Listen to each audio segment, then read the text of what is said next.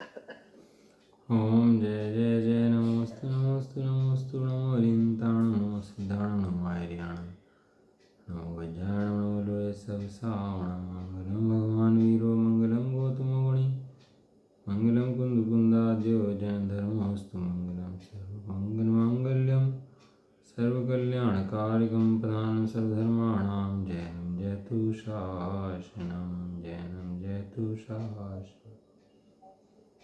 नमः समय साराय स्वानुभूत्या चकास्ते चित्स्वभावाय भावाय सर्वभावान्तचिदे वन्दित सर्वसिद्धे धूमचर्मणों गतिं पत्ते वोच्छामि समय पावड़ बड़ी मासुद केवली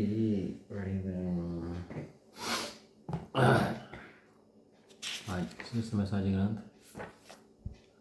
निर्जलाधिकार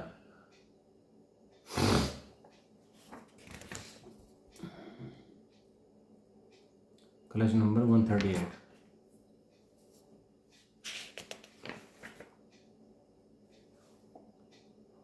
संसारात् प्रतिपदिममी रागिणो नित्यमत्ता सुप्ता यस्मिन् पदं पदं तद्विबुध्यदुमन्धा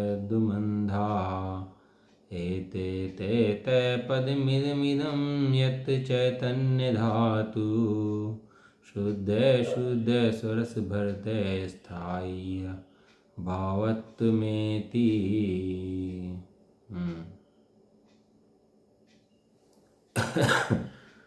उत्थानिका होगी थी इसकी कलश की। अब इसी अर्थ का कलश रूप काव्य कहते हैं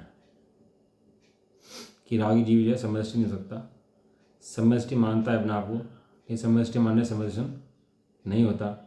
सम्यक दर्शन सम्यक दर्शन होने से ही होता है, और सम्यक दर्शन ध्रुवी दृष्टि से होता है। जो ध्रुवी दृष्टि है वे बिना कहे सम्यक दृष्टि हैं, और जहाँ ध्रुवी दृष्टि नहीं है वे बिना कहे मिथ्या दृष्टि हैं।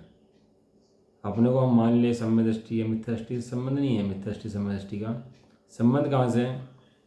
जो श्रद्धा गुण की पर्याय अपने द्रव्य में एकत्व करती हुई उठती है, उसका संबंध वहाँ से है। जैसा कारण देते हैं वैसा कार्य होता है ना। यदि सब्जी में नमकीन बनाना हो तो नमक गिरेंगे उसके अंदर, मीठा तो गिरेंगे नहीं, खट्टा नहीं गिरेंगे, नमकीन गिरेंगे। जैसा कारण दोगे वैसे ही कार्य होगा। तो सम्यदर्शन का कारण क्या है यहाँ पर? कि सम्यदर्शन का कारण यह है, श्रद्धा गुण की जो पर्याय है, जो ध्रुव विषय बनाती है, उसका नाम सम्यदर्शन है। सम्यक दर्शन, दर्शन माने श्रद्धा, सम्यक श्रद्धा। सम्यक श्रद्धा कहाँ से आई? कि श्रद्धा गुण की पर्याय जो श्रद्धा गुण से उठती है, वो श्रद्धा गुण की पर्याय पर को श्रद्धा का विषय न बनाती हुई स्वयं को श्रद्धा का विषय बनाती है, उसका नाम है सम्यक श्रद्धा, सम्यक दर्शन। और इसके अलावा कोई और अपने अनुमान से, मान्यताओं से सम्यदर्शन मान ले तो मान लिया भाई हमने, तो हम तो मान ही सकते हैं ना। घर में बैठ के मानना है अपने, दिक्कत क्या है? भगवान है ना, जैसे भगवान दर्शन करने जाते हैं तो भगवान बोलते तो कुछ है नहीं। अब वहाँ पे जाकर बातें करे, कोई मोबाइल में गेम खेले हैं, कोई कुछ करे, तो उससे भगवान तो कुछ कह नहीं रहे। अब उसे लग रहा कि मैं तो मंदिर में आ गया, तो मंदिर में आने के बाद ही पाप बंध रहा है कि नहीं बंध रहा उसको? वहाँ आकर लोग की बातें करे तो भगवान तो कुछ कह नहीं रहे, और वो समझ रहा है मैं तो मंदिर में बैठ कर धर्म कर रहा हूँ। तो धर्म हो रहा कि नहीं हो रहा? वहाँ भी मंदिर के अंदर भी कर्म है कि नहीं है? वहाँ भी कर्म है, पाप कर्म भी है, पुण्य कर्म भी है। जैसे तू प्रणाम दे, तो प्रणाम कैसे हैं? जैसे प्रणाम करता है वैसे कर्मों का बंध हो जाता है। वहाँ अगर वो भक्ति करे तो भगवान निमित्त कहे जाते हैं, लेकिन कोई पाप करे तो पाप में भगवान निमित्त नहीं है। कोई कहे कि पाप में भगवान निमित्त हो गया, पुण्य में, क्योंकि भगवान पुण्य के धर्म के हेतु हैं, तो पुण्य धर्म के निमित्त कहे जाएंगे। लेकिन पाप के निमित्त क्या है? कोई मुझे मंदिर में आकर पाप बंधा तो भगवान की वजह से बंधा है, तो भगवान की वजह से पाप नहीं बंधा तुझे, तो जब प्रणाम की वजह से पाप बंधा है। और पुण्य बंधा है तो भगवान वहाँ पर निमित्त रूप से स्थापित है, इसलिए बंधा है।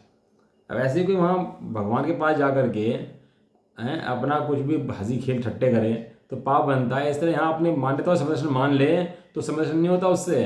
सम्यदर्शन किससे होता है? कि अपने आत्मा ध्रुव का निर्णय करे, ध्रुव में जमे ध्रुव में रमे, उसका नाम सम्यदर्शन है। अब ध्रुव की तो पता नहीं है, तो क्रियाकांड में 7 दिन लगा दे, अरे भैया ये पूतगल की क्रियाएं 7 दिन चलती हैं, सबकी चलती हैं, कोई तेरी चल रही है ऐसा नहीं है। कोई तू ही पल रहा हो, तू ही खा पी रहा हो, जंगल के भी जीव पल रहे, पेड़ वेड़ भी पल रहे, जानवर भी पल रहे, सब पर सब सृष्टि चल रही नहीं चल रही। गर्भ का बालक ही पल रहा है, बताओ कुछ कर रहा है अपना ही पल रहा है कि नहीं पल रहा। यस, ध्रुव, ध्रुव का निर्णय करना, ध्रुव ऑटोमेटिक है, ज्ञान में ही है, सहज है। उस ध्रुव का जब निर्णय कर लेता है उसका नाम समय दर्शन होता है। समय दर्शन से पहले भी समय दर्शन मान लेना तो भी समय दर्शन नहीं है। अभी समय दर्शन तो हुआ नहीं, और अब तत्व उपदेश सुन लिया, तत्व का थोड़ा सा चिंतन करना शुरू कर दिया और मान लिया समय दृष्टि हो गई है, तो भ्रांति है। समय दर्शन जब होगा तो खुद पता लगेगा समय दर्शन है, जिससे आत्मा की अनुभूति उठेगी तो खुद पता लगेगी मुझे आत्मा की अनुभूति हुई है, हैं? इसे दर्शन काव्य कहते हैं, जिस काव्य के द्वारा आचार्य देव अनादि से रागादि को अपना पद जानकर सोए हुए प्राणियों को उपदेश देते हैं। एक व्यक्ति क्या हुआ, सोया हुआ था और सपने में उसने क्या करा, उठ के तैयार हो गया, सारे काम कराया, ऑफिस हो आया, और क्या कर रहा है अभी, सोया हुआ है। अब उसने मान लिया कि भैया मैं तो सारे काम कराया हैं, तो कराया कि नहीं कराया ये बच्चे होते हैं ना, तो बच्चे सोते हैं तो क्या होता है, उनको जो टॉयलेट होता है ना, बिस्तर में जो आदत होती है, ऐसे नहीं होता, उनको सपने में लगता है मैं उठ रहा हूँ, मैं बाथरूम में जा रहा हूँ, बाथरूम में बैठ गया और मुझे टॉयलेट कर लेना चाहिए। जब वो टॉयलेट करने के लिए चाहता है, टॉयलेट करता है, तो टॉयलेट करता तो सपने में बाथरूम में, और होता कहाँ पर है वो, होता बिस्तर में। जब बिस्तर गीला हो जाता है ना, तब पता लगता है उसको ये क्या हो गया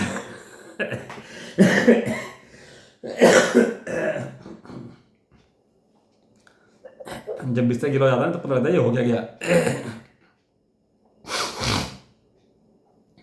इसलिए जो अनादि काल से पद जानकर सोए हुए हैं, अपना सपने को ही सत्य मान लिया जिन्होंने, ऐसे प्राणी को उपदेश देते हैं। क्या कहते हैं श्लोकात, श्री गुरु संसारी भव्य जीवों को संबोधन करते हैं। तो भव्य भी है और संसारी भी है। भव्य है और मुक्त हो गया, समझ गया, उसे समझाने की जरूरत नहीं है। लेकिन भव्य भी है, निकलने वाला भी है, समझना चाहता भी है, और संसारी भी है, दोनों बातें हैं।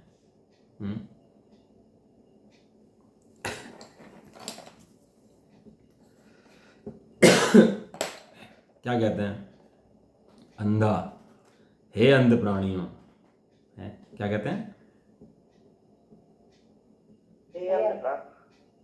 हे अंध प्राणी। ऐसा सुन के तो अपने को मतलब, पहले तो क्या था, पहले काल में तो हाँ माँ धिक की व्यवस्था थी, हाँ कह दिया, माँ कह दिया, धिक कह दिया, दंड में इतनी व्यवस्थाएं बहुत थी। लेकिन अब थोड़ा काल बढ़ गया ना, तो आगे थोड़ा अंध प्राणियों, और ये भी 1000 साल पहले का शब्द है, अंध प्राणियों। अब अच्छा, एक मिनट, कह रहे हे अंध प्राणियों। देखो मोह का जहर ऐसा है, भूख चढ़ता है।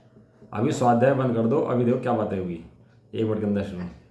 ये नहीं एक अब समझ में आ रहा कि देखो आचार्य देव मुझे अंध क्यों कह रहे हैं, मुझे अंधा कह रहे हैं आचार्य देव, तो कोई बात अपने अंदर ऐसी कितनी मतलब जगी अंदर से जागृति अपनी अंदर से कि मुझे आचार्य देव ने अंधा कहा है, तो इतने बड़े आचार्य देव मुझे अंधा कह रहे हैं, तो मेरी अंध कहाँ है, अंधा बना मेरा।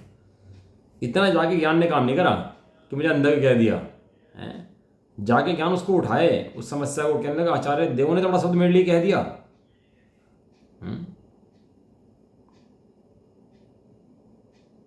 अपनी समस्या नहीं आनी चाहिए भैया, बहुत ज़्यादा है।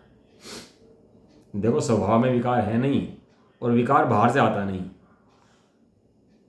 क्या कहा, स्वभाव के अंदर विकार है नहीं और विकार बाहर से आता नहीं, तो क्या करना, उस विकार का इलाज अपने अंदर ही करना है ना।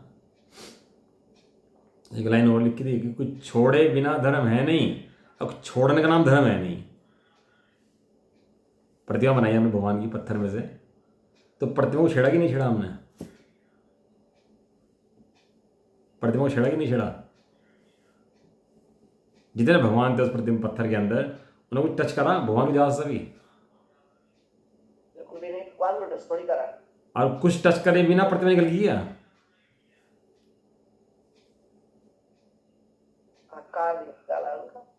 हटाया, प्रतिमा छेड़ी नहीं आज भी, प्रतिमा पूरी निकल गई।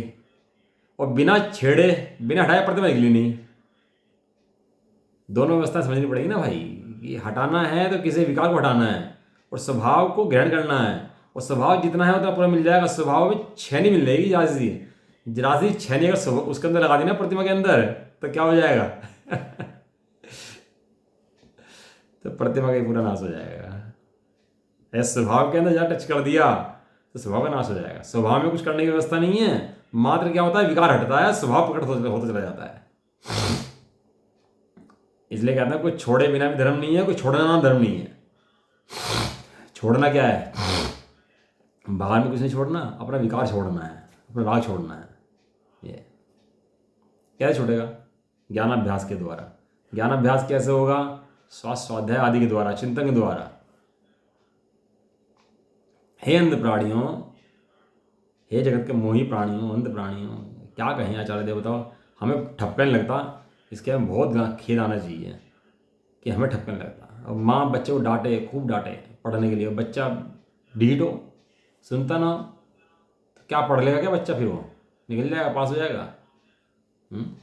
ढीठ बच्चा है। ऐसे कितने ढीठ हैं कि ऐसे संबोधन सुन के भी दिन में एक बार नहीं चलेगा दिमाग के अंदर कि आचार्य देव ने सुबह अंध प्राणी कहा था। कोई गाली दे देना हमें, सड़क पे चलता फिरता, तू अंधा है, तू पागल है, तो कितनी चलेगी दिमाग के अंदर? कितनी चलेगी? आचार्य देव कह रहे हैं कोई बात नहीं, क्या फर्क पड़ता है। लेकिन वो शरीर को अपना जहाँ मान रखा है तो वहाँ उपयोग कितना काम करता है ये देखो। और जहाँ अपने को आत्मा के अंदर अपनापन नहीं आया तो कुछ भी कहते रहो, कब दिमाग काम नहीं करता, उपयोग काम नहीं करता। बाहर में गाली वाली दे दो कोई हमारे को, पूरा दिन चलती रहेगी, पूरा चलती रहेगी, पूरे दिन पूरा रात नहीं, कहीं की साल चलती रहेगी। मुझे ऐसा कहा था। हे अंध प्राणियों,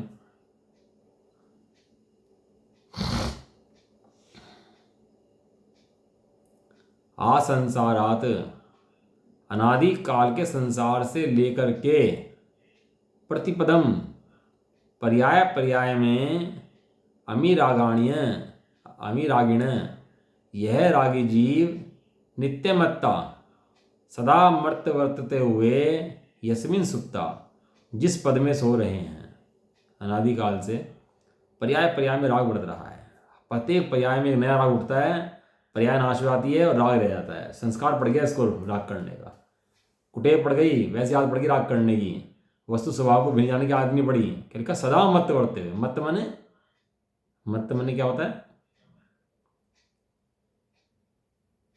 जो जीव नशे में झूम जाता है ना, उसको बोलता है मत। नशे में झूमते हैं ना, मतवाला वर्ता है ना, मद में मत्सर में मत हो गया, उसने मत वर्त गया। हाँ, मद मत्सर मत हो गया। ऐसे ही शराब के नशे में गाफिल हो गई। कुछ कहना चाह रहे हैं आचार्य देव यहाँ पर। यदि उनका कुछ कहावत समझ गए ना तो सही में मना आनंद आ जाएगा, और उनको कहावत नहीं समझे तो जैसा चल रहा है वैसे चलता रहेगा। यह रागी जीव सदा मत वर्तते हुए जिस पद में सो रहे हैं। तो आचार्य देव पता है आपको मैं किस पद में सो रहा हूँ?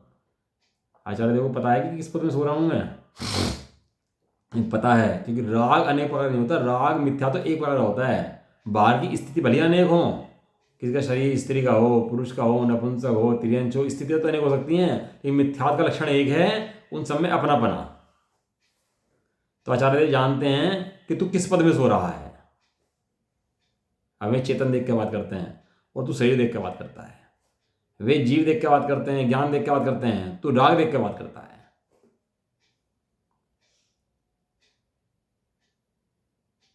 जिस पद में सो रहे हो तत् वह पदार्थ अतः स्थान अपदम अपदम, अपद है। 2 बार कहने का मतलब ये होता है वजन दे दिया पूरा पूरा। जैसे 1 और 1 2 होते हैं, 11 होते हैं, कि 1 और 1 के आगे लगाओ 11 होते हैं। अपदम अपदम, वह तुम्हारा पद नहीं है, वह अपद है। जिस पद में तुम सोए हो वह तुम्हारा क्या है? वह तुम्हारा अपद है। कि भाग्य बट रहा था, तू कहाँ था? कहते मैं सो रहा था। तो भाग्य मिलेगा कि नहीं मिलेगा? कहते हैं ना, भाग्य की वो लक्ष्मी तो गेट पे तेरे आई, तू कहाँ था? कहना मैं सो रहा था। ऐसे ही है, भाग्य तो बढ़ रहा है, लेकिन क्या कर रहा है ये सो रहा है। पुण्य को तो इतना आ गया, समय सारे सामने खुल गया। जिस जो ग्रंथ दुनिया में किसी के पास नहीं है, वो संपत्ति हमारे पास है, इतना तो मिल गया, लेकिन क्या कर रहा है, सो रहा है। अपदम अपदम, वह तुम्हारा स्थान नहीं है। कोई बच्चा हो अपना जैनी घर का, और बड़बूजों में, चमारों में, भंगी में, उसका मन वहीं लगे, उसे खूब समझाओ, मत जाया कर, कि माने नहीं, छुप छुप के जाए, और वहीं जाकर मन लगे उसका। बड़बूजों में, चमारों में, जो भी हैं नीचे खटीक में हैं, उनसे जाके बात करें, उनसे दोस्ती करें, उन्हें घूमे फिरे, उन्हीं साथ खाए पिए, तो क्या कहोगे, हैं? क्या कहोगे? यह तुम्हारा पद नहीं है, अपदम अपदम। तुम जैन घर के बच्चे, तुम जीव द्रव्य पुद्गल में राग करते हो, यह तुम्हारा अपद है, अपदम अपदम, 2 बार कहा। तुम्हारा स्थान नहीं है, ये देह तुम्हारा स्थान नहीं है। तुम्हारा स्थान क्या है?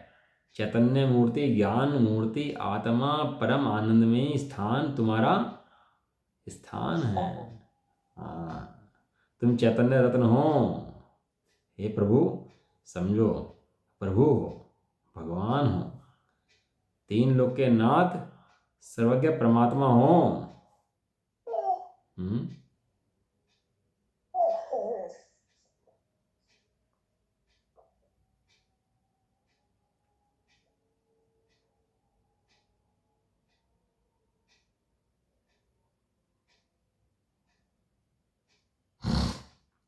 ऐसा तुम समझो, विबुध्य धूम, ऐसा तुम समझो। अपद शब्द को 2 बार कहने के लिए अति करुणापूर्वक सूचित होता है। जैसे कि माता कहे कि भाई मत जाओ, और दोबारा कहे बेटा मत जाओ, तो कैसा रहता है? अत्यंत करुणापूर्वक कह रहे हो। आचार्य देव के लट तो लेखन बैठे, हाथ में बैठे, हम लोग हैं लटके यार, और आचार्य देव सुना रहे करुणा की भाषा, तो समझ में कैसा है? हैं? अभी हमारा क्या है कि स्वाध्याय क्या चलता है, पढ़ लिया, बीच में से पढ़ लिया, कहीं से पढ़ लिया, लेट आ गई, सवेर चले गए, बैठ गए आराम से, हैं? अब आलकस आ रहा है, प्रमाद आ रहा है? लट चाहिए हम लोगों को सुधारने के लिए। सही में इस पंचम काल के जीवों को तो लट ही सुताई करे ना, तो समझ में आए इसको बात। इसके बिना समझ तैयार नहीं है, ऐसी बुद्धि ठस पड़ी हुई है कि प्रमाद आदि में बार बार चली जाती है, बार बार घुस जाती है। कैलाश चंद जी पंडित थे हमारे, वहाँ के लिखड़ के लट डंडा लेके बैठे थे पढ़ाने के लिए। अरे भाई बच्चा है ना, जैसे बच्चा पढ़ने जाता है स्कूल में, तो आराम से पढ़ता नहीं है, और डंडा दिखा दो तो तुरंत पढ़ लेता है। ऐसे ही बच्चा पैदा हुआ भी इसके धर्म के अंदर, तो आराम से अपने आप को समझता नहीं है, लेकिन इसे लट लेके बैठा ना, तो समझ में आती है बात इसको, इसके बिना समझ में नहीं आती। लेकिन सब हमें स्वच्छंदी हो गई है, पढ़े हैं अपना, सुनना है नहीं क्या बात चल रही है यहाँ पर। बहुत भैया अपने को जागरूक करो, बहुत जागरूक करो अपने आप को। यह आचार्य देव की बड़ी करुणापूर्वक सूचना है। ये 2 बार कहने से बहुत करुणाभाव सूचित करा है। इतः इतः इत, इस ओर आओ, इस ओर आओ। क्या कह रहे? आचार्य देव कह रहे हैं अत्यंत करुणापूर्वक, किस ओर आओ? कि जिस ओर हम हैं उस ओर आओ। हम किस ओर हैं? कि हम आनंद के मार्ग में हैं, इस ओर आओ। हम शुद्धात्मा के मार्ग में हैं, इस ओर आओ। यहाँ निवास करो। यहाँ निवास करो मतलब उनके आत्मा में निवास करो नहीं।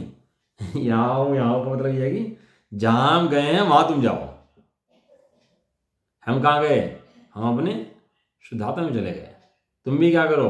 अपने शुद्धात्मा में जाओ। इदम पदम, यह तुम्हारा पद है, इस ओर आओ। कैसे करुणापूर्वक कहते हैं भैया, हैं? कोई बच्चा जा रहा हो, आग लग रही हो, उधर भाग रहा हो आग की तरफ, अरे बेटा वहां मत जाओ, वहां आग लगी है, इधर आओ, इधर आओ, हैं? यहां निवास करो। पदम इदम इदम, तुम्हारा पद यह है, यह यत्र, जहां, उस ओर मत जाओ जहां विषय भोग की आंधी चल रही है, विषय भोग में सभी सुखमान में है, उस ओर मत जाओ। तुम्हारा पद वहां पर नहीं है, तुम्हारा पद यहाँ पर है। यहाँ पर क्या है? यत्र, जहां शुद्ध शुद्ध चैतन्य धातु, 2 बार शुद्ध शब्द आया। शुद्ध शुद्ध चैतन्य धातु स्वरस भरते निज रस की अतिशयता के साथ स्थायी भावत्व विधि स्थायी भाव को प्राप्त है अर्थात स्थिर है अविनाशी है। यहाँ पर क्या है जहाँ तो बुला रहे हैं शुद्ध शुद्ध चैतन्य धातु, दो बार शुद्ध का शब्द कहा। शुद्ध दो बार कहने का मतलब है परम शुद्ध, दो बार शब्द शुद्ध कहा ना, इसका मतलब क्या हुआ परम शुद्ध अति शुद्ध। चैतन्य धातु दो भेद हैं जड़ और चैतन्य। जड़ रूखा है सूखा डंडा है और चैतन्य गन्ने का रस का भरा हुआ डंडा वो है, उसे पहले तो रस निकलता है और जड़ को पहले तो कुछ नहीं निकलता इसके अंदर से और मेहनत तो खा जाती है जीव की। हमारी चैतन्य धातु शुद्ध है और निज रस से अतिशय है। आत्मा में रस है कि नहीं है, तरीका निज रस है, निज रस है। हाँ मैं आत्मा ने आत्मा मैं सुख से भरा लबालब पूरा पूरा पूरा पिंड हूं। बातें करते हुए दिखता तो है नहीं, देखे तो दिखे ऐसे नहीं दिखता भैया। निज रस की अतिशयता के कारण स्थायी भाव को प्राप्त स्थिर है अविनाशी है। कोई चलायमान हो ऐसा नहीं है, अनादि काल से चलायमान नहीं हुआ, अनादि काल से नरकों निगोदों में रहा तो भी चलायमान नहीं हुआ। भाई पाप का होता जाए ना किसी का तो हमें बहुत करना आती है कि भैया इनका बहुत पाप का उदय आ गया है तो बहुत दुखी हैं और अपना कोई अपना हो तो विशेष करुणा आती है उसके प्रति, है ना। लेकिन ऐसा होने से भैया वो ध्रुव था, ध्रुव है, ध्रुव रहने वाला है। ये कर्म को हैं, ये बदल जाते हैं, आते हैं, चले जाते हैं और ध्रुव तो स्थायी वही कभी रहता है और ध्रुव अविनाशी है। ध्रुव का विनाश कभी भी होता नहीं है। हाँ ये कर्म का उदय विनष्टा है, कर्म का उदय उपजता है, ये ध्रुव तो वही का वही रहता है। उपजे विंशे पर्याय। यहाँ शुद्ध शब्द दो बार कहा है जो कि द्रव्य और भाव दोनों की शुद्धता सूचित करता है। द्रव्य से शुद्ध है, भाव से शुद्ध है। समस्त अन्य द्रव्यों से भिन्न होने के कारण आत्मा द्रव्य शुद्ध है और पर के निमित्त से होने वाले अपने भावों से रहित होने से भावों से भी शुद्ध है। दो बार शुद्ध कहने का मतलब है कि द्रव्य से शुद्ध, भाव से शुद्ध। द्रव्य शुद्ध माने अन्य द्रव्यों से भिन्न है और भाव से शुद्ध माने पर द्रव्य के होने वाले भावों से रहित है। जैसे अग्नि जले तो दर्पण नहीं जलता, ऐसे ही चारित्र मोहनीय कर्म के उदय से कषाय आदि हों तो ज्ञान नहीं जलता। ज्ञान तो वही का वही रहता है, ज्ञान में इफेक्ट नहीं होता। भावार्थ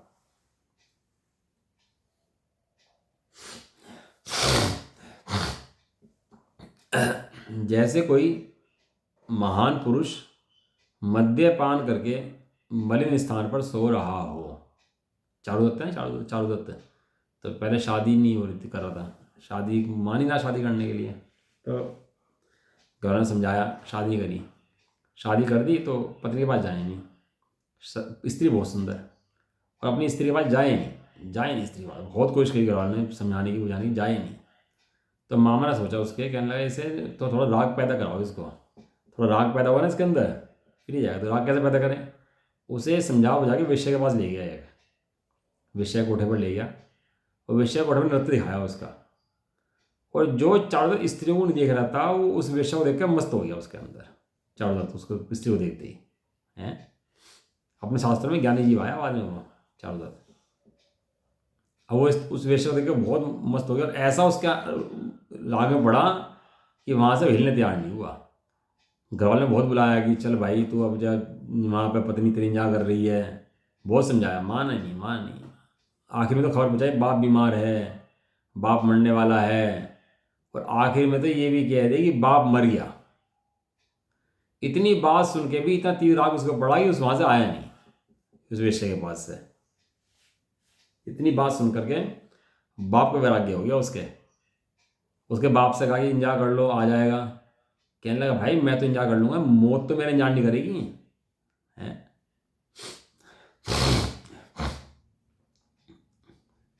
तो क्या हुआ, जब सब धर्म सब खत्म हो गया उसका,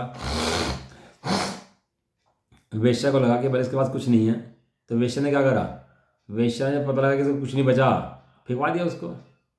और फिंकवा दिया, नाले के पास पड़ा था, कुत्ते मुंह पे मूत रहे थे और शराब धुत में नशे में धुत था। कौन था वो? कौन था? चाणक्य। पुराणों में नाम आया उसका। पुराण पुरुष है हमारा, उत्तम पुरुष है, हल्का पुरुष नहीं है। ऐसा पुरुष की भी ऐसी दशा होगी। वहाँ फिर देखा उसके मामा चाचा ने जो भी था, उसे ले गए उठा करके वहाँ से, सचेत हो गया। फिर जाके स्त्री देखी तो देखी स्त्री इतनी सुंदर, बताओ स्त्री इतनी सुंदर, अपनी स्त्री लुटेरी है क्या? है वो वेश्या तो लुटेरी थी जिसमें मस्त हो रहा था, अपनी स्त्री लुटेरी है क्या? सेवा करती है जीवन भर, कितना ध्यान रखती है जीवन भर, हैं, और समर्पण देती है पूरा का पूरा। ऐसा नहीं बाहर से कुछ अंदर से कुछ, वेश्या की भांति कि बाहर से कुछ अंदर से कुछ। और अपनी स्त्री पूरा अंतरंग से समर्पण दे और बाहर से समर्पण दे, लड़ पड़े तो भी समर्पित है, और वेश्या प्यार करती रहे तो भी समर्पित नहीं है। ऐसे ही मोही प्राणी का खेल है भैया सारा सारा। ज्ञानी जीव अंदर से समर्पित है, बाहर से समर्पित है, और अज्ञानी जीव समर्पित होकर दिखावा करता है, समर्पित नहीं है वास्तव में। ये दृष्टांत जो है आज सब में लगा लेना अभी, ये दृष्टांत उठा करके, ये वाला वेश्या वाला और अपनी स्त्री वाला। वो शराब पी करके नाले के पास सो रहा, कुत्ते उसके मुंह में मूत रहे।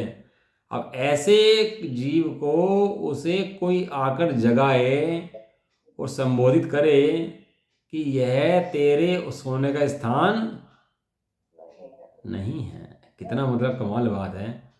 ये क्या समझाना चाह रहे हैं? ये पद तेरा पद नहीं है, तेरा पद चैतन्य पद है। ऐसे तू जहाँ सो रहा है गंदगी में, तेरा पद नहीं है। तेरा पद तो शुद्ध चैतन्य पद है, उत्तम पद है तेरा। तू राजमहल का वासी है, तू कहाँ पड़ा है कूड़े के पास।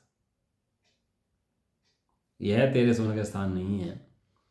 तेरा स्थान तो शुद्ध स्वर्ण में धातु से निर्मित, अन्य कुधातुओं के मिश्रण से रहित शुद्ध है, और इसलिए और अति सुदृढ़ सुदृढ़ है।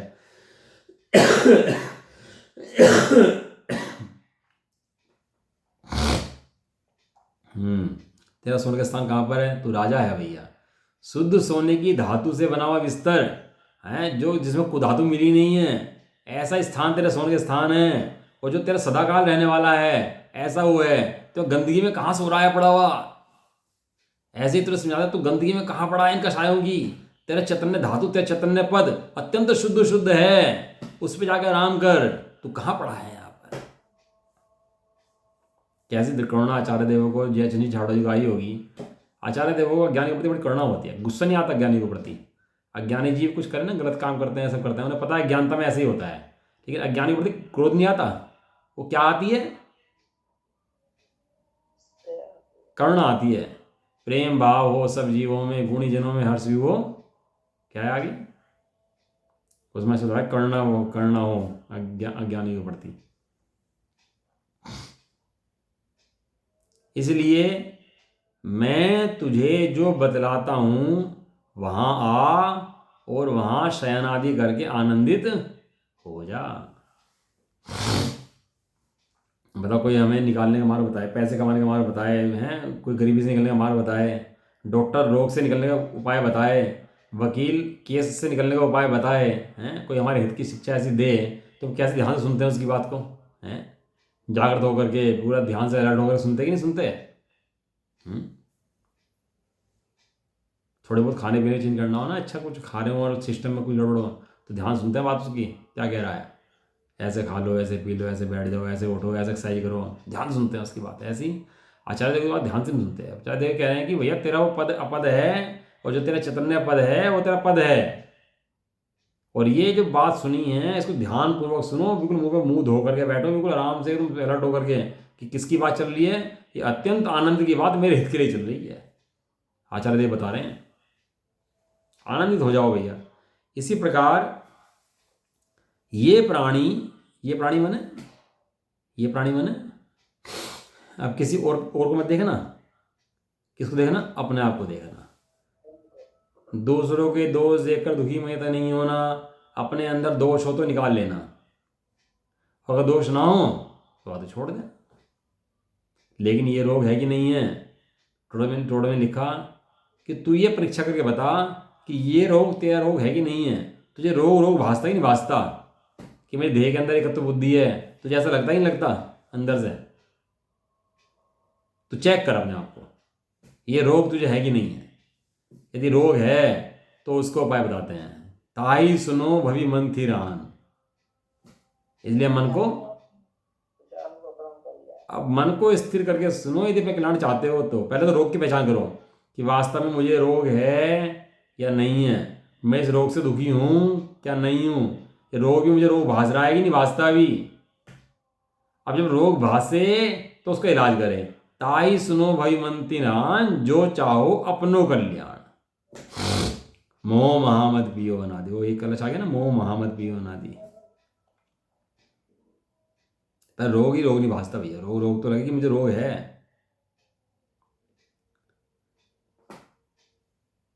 इसी प्रकार ये प्राणी अनादि संसार से लेकर के, जब से अनादिकाल संसार चल रहा है, कब से चल रहा संसार अपना मेरा, ये प्राणी बने मुझ प्राणी का, मेरा जीव का, कब से चल रहा है? प्राणी बने प्राण, जो प्राण सहित हो। तो प्राण कौन सा होता है? प्राण चैतन्य प्राण होता है। जिसका प्राण है उसे बोलते हैं प्राणी। क्या बोलते हैं उसको? हाँ, प्राणी जीव का होता है प्राण। जो पुद्गल में प्राण नहीं होता। पुद्गल तो अनेक पुद्गलों का स्कंद बन गया, इसमें कहाँ का प्राण? और जीव एक है, अखंड है, प्राण है। कौन से प्राण है? चैतन्य प्राण है उसके अंदर, उसे कहते हैं प्राणी। लेकिन प्राणी चैतन्य जीव अनादि संसार से लेकर के, जब से संसार चल रहा है अनादिकाल का, अपन लोगों का, राग आदि को भला जानकर। क्या जान रहे राग आदि को? राग आदि प्रगट ये दुख देन, तिन्ही को सेवत गिनत चैन। राग आदि दुख रूप है कि सुख रूप है? और मान के क्या सोया हुआ है? सुख से, चैन से सोया हुआ है। चैन से सोया हुआ है। अपने चैतन्य का पता नहीं है। मैं भक्ति कराया, पूजा कराया, विधान कराया, पंचकणक कराया, बड़े बड़े यात्राएं करी आया, और चैतन्य के पता नहीं है तो कुछ नहीं करा भाई तुमने। सही बताया। राग आदि को भला जान करके, उन्हीं को अपना स्वभाव मान करके, उसी में निश्चिंत होकर सो रहे हैं। बताते मंदिर में लोग आ रहे हैं, पूजा प्रसाद कर रहे हैं, और किसी से कहो भैया कि आत्मा नहीं जानता, पाप कर रहा है तू, तो मानता है कोई मैं पाप कर रहा हूँ? पूजा कर आया, प्रसाद कर आया तो पाप कराया? कहते हैं ऐसी बात मत कहो भाई, लोग हट जाएंगे। और सच्ची बात नहीं कहेंगे तो सच्ची बात समझेंगे कैसे ही? उसमें निश्चिंत होकर सो रहे हैं, उसी को अपना मान रहे हैं। राग को अपना, राग की पूर्ति हो जाए तो अच्छा मान लेते हैं, राग की पूर्ति में सुख मानते हैं। अभी अपने अनुकूल, मन के अनुकूल कार्य हो जाए, सारे शेड्यूल बन जाए तो उसको भला मानते हैं, उसमें ही स्थित हैं। उन्हें भी श्री गुरु करुणापूर्वक संबोधित करते हैं, जगाते हैं, सावधान करते हैं। किसके संबोधन करा, जगाया, सावधान कर दिया। अभी हमारा खाना खा रहे हो और खाने में जहर हो, एक आदमी आया और कहता है भाई साहब खाने में जहर है, खा मत लेना इसको, और अपन ने टेस्ट कराया तो जहर निकला उसके अंदर है, तो अपन को कितना उसके ऊपर वो आएगा जिसने बताया हमारे को कि मैं तो खाने को खाने ही वाला था, लेकिन व्यक्ति ने आकर मुझे बताया कि जहर है इसके अंदर, मैं बच गया भैया, प्राण बच गए मेरे। ऐसा चलते हम क्या करते हैं? सावधान करते हैं कि हे अंध प्राणियों, हे अंध प्राणियों, तुम जिस पद में सो रहे हो वह तुम्हारा पद नहीं है। तुम्हारा पद तो शुद्ध चैतन्य धातु में है। धातु होती है ना, ठोस होती है। धातु माने जब तरल होता है, ये धातु होती है। धातु क्या बोलते हैं? तरल में धातु में क्या फर्क होता है? धातु ठोस होता है, तरल बहता है। तो आत्मा ऐसे नहीं है तरलता से बह गया निकल गया, क्या धातु की तरह ठोस होता है, पड़ा रखा रहता है। अभी आप एक गिलास में पानी रख दो और 1 किलो सोना रख दो, तो दोनों में कौन नष्ट होगा? सोना की पानी? पानी। और सोना? सोना तो ठोस है। हाँ, ये धातु है। ऐसे तो चैतन्य धातु है। अरे पर्याय तरल हैं, ये पर्याय नष्ट हो जाएंगी। अरे चैतन्य धातु, तू धातु चैतन्य वही का वही रहने वाला है, तू कभी नष्ट हो सकता नहीं है। इसलिए तुम जिन पर्यायों के पद में सो रहे हो, जिन पर्यायों को अपना मान रहे हो, ये पर्याय तुम्हारे नहीं है। वो जो ध्रुव तत्व है स्थिर तत्व है, वह तुम्हारा पद है। तुम वो हो, तुम चैतन्य हो, तुम अपद नहीं हो, तुम कोई पर्याय नहीं हो, तुम कोई शरीर नहीं हो, देह कर्म नहीं हो। तुम कौन हो? तुम चैतन्य हो, चैतन्य धातु हो। ये भाई रट्टा लगवाते हैं बार बार इस बात को कह करके ये जीव सचेत हो जाए। तुम्हारा पद तो शुद्ध चैतन्य धातु में है, बाह्य में अन्य द्रव्य की मिलावट से रहित है। किसी अन्य द्रव्य उसके अंदर मिल जाए, घुस जाए, एक में हो जाए, ऐसा नहीं है, इसलिए शुद्ध है। दर्पण के अंदर झलकने की व्यवस्था तो है, एक में होने की व्यवस्था नहीं है। ऐसे ही ज्ञान के अंदर गे बनने की व्यवस्था तो है, लेकिन परत वस्तु ज्ञान के अंदर घुस जाए, ऐसी व्यवस्था बिल्कुल भी नहीं है। यदि ज्ञान के अंदर पर वस्तु घुस जाए तो ज्ञान का नाश हो जाए। दर्पण के अंदर कोई कील घुस जाए ना तो दर्पण का नाश हो जाए, फूट जाएगा। ऐसे स्वभाव के अंदर कोई घुस जाए तो स्वभाव का नाश हो जाए। ऐसा बाह्य में अन्य द्रव्य की मिलावट से रहित है, तथा अंतरंग में कैसा है? विकार से रहित, शुद्ध और स्थायी है। वो चैतन्य धातु, चैतन्य मूर्ति में आत्मा, अनादिकाल से एक रूप रहने वाला, अन्य द्रव्य रूप ना होने वाला, अन्य भावों की मिलावट मेरे अंदर नहीं होती, ऐसा हूँ। उसे विकार से रहित हूँ, शुद्ध हूँ और स्थायी हूँ। कैसा हूँ मैं? अब सोना रखा है आपके लोकर के अंदर, अब 4-5 साल बाद जाके देखोगे तो मिल जाएगा वहीं पर ही। अब श्रद्धा कैसी होगी? स्थायी है। क्या श्रद्धा होगी? धातु है ना, यह धातु से लगाया, स्थायी है। धातु है तो स्थायी है, रखी मिलेगी वहीं पर ही। ऐसे चैतन्य के प्रति अपने अनादिकाल से जैसा था वैसा ही हूँ, वैसे ही मिलेगा, उसमें कुछ भी चेंज आने वाला नहीं है।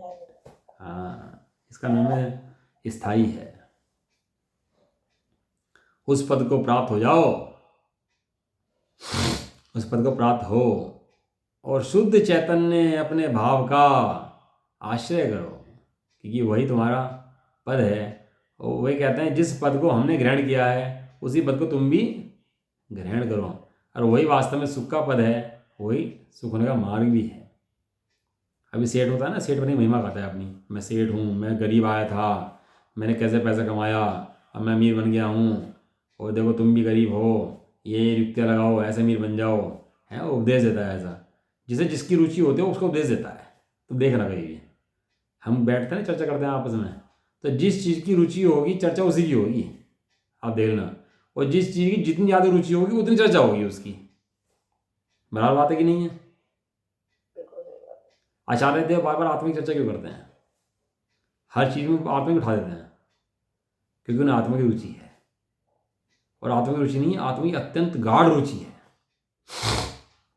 इसलिए बारंबार आत्मा की बात करते रहते हैं। अपन लोग की बात जैसे खत्म हो जाएगी ना, अब बात करेंगे तो वो इस संसारिक बातें ये शुरू करें, रुचि नहीं है ना इसकी। रुचि इसकी हो तो इसके अलावा कोई बात रहने के लिए चैतन्य धातु के अलावा। मैं कौन हूँ? मैं शुद्ध चैतन्य धातु हूँ, मैंने रूप नहीं होता। अब गाथा नंबर आगे है, कौन सी नंबर गाथा है? 203 नंबर आता है, गलस्टारे 138 है ना। अब यहाँ पूछते हैं कि हे गुरुदेव, वह पद क्या है? उसका उत्तर देते हैं। हालांकि कलश के अंदर दे दिया चैतन्य पद तुम्हारा पद है, चैतन्य धातु तुम्हारी धातु है, लेकिन जब ये सब अपद हैं तो कुन देव से पूछ रहे हैं कि जब सब ये अपद हो गए तो वो पद कौन सा है जिस पद को तुम ग्रहण करते हो, और वो पद कौन सा है जिस पद के अंदर मैं जाऊँ, मैं ग्रहण करूँ। जिस पद को पता होना चाहिए ना, पद वही को, कि तुम्हें वहाँ नहीं जाना, वहाँ नहीं जाना, वहाँ नहीं जाना, वहाँ नहीं जाना, तो कहाँ जाऊँ, क्या करूँ फिर मैं? ये हाँ, अपने अब बताएंगे ही आचार्य देव को समझेंगे कल।